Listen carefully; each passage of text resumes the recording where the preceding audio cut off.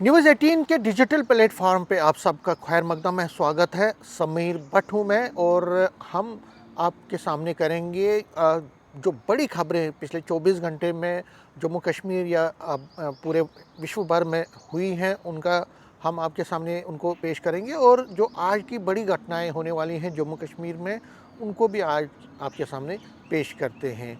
देखिए, अगर हम पिछले 24 घंटे की बात करें तो जो अखबारों में भी छाया हुआ है और जो बड़ी खबर है वो ऑब्वियसली जो इसराइल अमेरिका और उनका जो वॉर ईरान के साथ चल रहा है उसी पर सारा फोकस है। मेन हेडलाइंस जो हैं हर एक अखबार की कहें, चैनल्स की कहें या हर जगह की कहें, तो इस वक्त सब जगह पे यही जो वॉर की का जो इस वक्त का जो अपडेट है उसके बारे में ही बात हो रही है। और अगर हम अपडेट की बात करें तो ईरान की तरफ से भी इसराइल पे हमले जारी हैं, लेकिन इसराइल भी जो है ईरान पे हमले जारी रखे हुए हैं। और ईरान तो जो मिडिल ईस्ट में बेसिस हैं, जो बेसिस हैं मिलिट्री बेसिस हैं अमेरिका के, उन पर भी ज़ोरदार हमले कर रहा है। और जो हमलों का जो प्रक्रिया है, प्रोसेस है, वो दोनों तरफ से तेज़ हुआ है। हालांकि डोनाल्ड ट्रंप जो कि यूएस के प्रेसिडेंट हैं, वो लगातार ये कह रहे हैं कि हम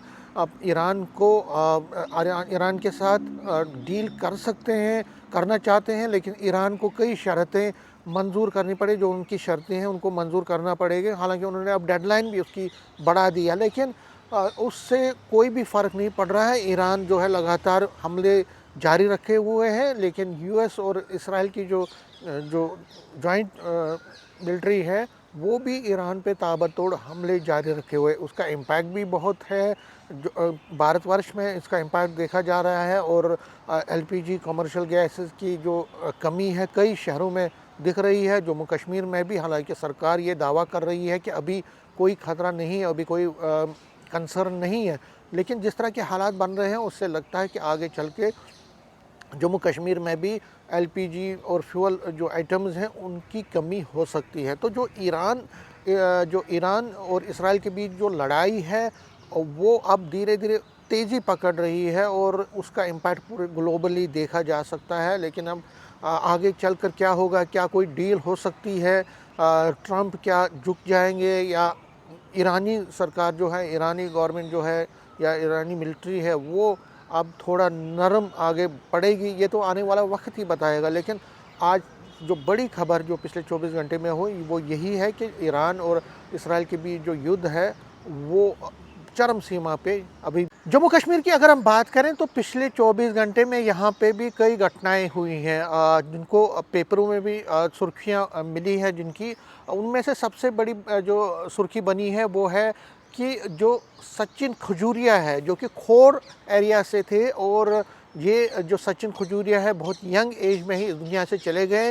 एक्चुअली जो रशिया और यूक्रेन का जो कॉन्फ्लिक्ट चल रहा है उसका ये शिकार हुए हैं। और सबसे दुखद बात यह है कि पिछले सितंबर में उनका देहांत हुआ था, और ये उनकी कहानी भी एक बहुत ही ट्रेजिडिक कहानी है। सचिन खजूरिया यंग थे, उन्होंने अपनी तालीम जो हासिल करने के बाद एक एजेंट ने उनको बहला फुसला कर ये एश्योरेंस दी कि उनको रशिया में नौकरी मिलेगी। लेकिन जब वो रशिया चले गए तो वहाँ पे उनको आर्मी में लगाया गया, जो रशियन आर्मी है उसमें उसको नौकरी मिली, और उनको फिर जो बॉर्डर है यूक्रेन बॉर्डर वहाँ पे भेजा गया, यूक्रेन रशिया बॉर्डर जो है वहाँ पे भेजा गया।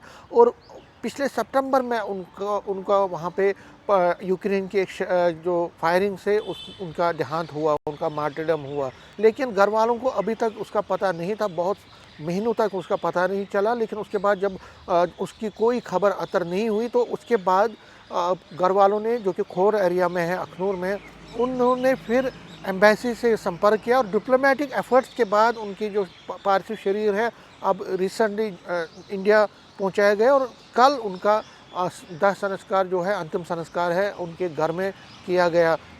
सचिन खजूरिया जो है उनके साथ दो और जो युवा थे जो उनके साथ वहाँ रशिया चले गए थे। तो कहीं ना कहीं बहुत ही मातम भरा माहौल था कल, दुखद भरा माहौल था। और जो सचिन खजूरिया पिछले सितंबर से अब इतने महीनों के बाद अब उनका शरीर यहाँ पे पार्थिव शरीर लाया गया और कल उनका अंतिम संस्कार हुआ। तो ये भी एक सुर्खी है पूरे जम्मू कश्मीर में जिसने सुर्खी बटोरी है। दुखद समाचार है ये। एक और समाचार जो छाया हुआ है और जो पिछले 24 घंटे में हुआ है वो ये है कि सरकार ने एक बड़ा फ़ैसला लिया है कि जो लेह को जाने वाली जो फ़्लाइट्स हैं, चाहे वो दिल्ली से हैं या कहीं से, जो पहले सिर्फ 8 चलती थी दिन में, उनको बढ़ाकर 18 कर दिया गया है। तो लेह लद्दाख के लिए एक बड़ी खबर ये है कि अब जो कनेक्टिविटी है उसमें और सुधार लाया गया, जो एयर कनेक्टिविटी है उसमें और सुधार लाया गया है। और जो पहले दिन में 8 फ़्लाइट्स डेली चलती थी टू एंड फ्रो, उनको बढ़ा के अब 18 कर दिया गया है। क्योंकि अगर हम लद्दाख की बात करें तो लद्दाख भी अब एक बड़ा टूरिस्ट हब बनता जा रहा है और पहले से ही ये टूरिस्ट हब था, लेकिन अब उसमें जो फोकस है सरकार का वो ये है कि इसको ज़्यादा से ज़्यादा प्रमोट किया जाए। और अब क्योंकि रोड कनेक्टिविटी पर भी फोकस किया जा रहा है, लेकिन अब एयर कनेक्टिविटी पर भी बहुत ज़्यादा फोकस किया जा रहा है। और इसी का नतीजा है कि अब 8 से लेकर 18 कर दिया गया है, जो कि डेली इसका जो एयर जो सर्विसेज हैं उनको बढ़ाया गया है। तो ये भी एक और ख़बर जो बड़ी हुई है वो ये है कि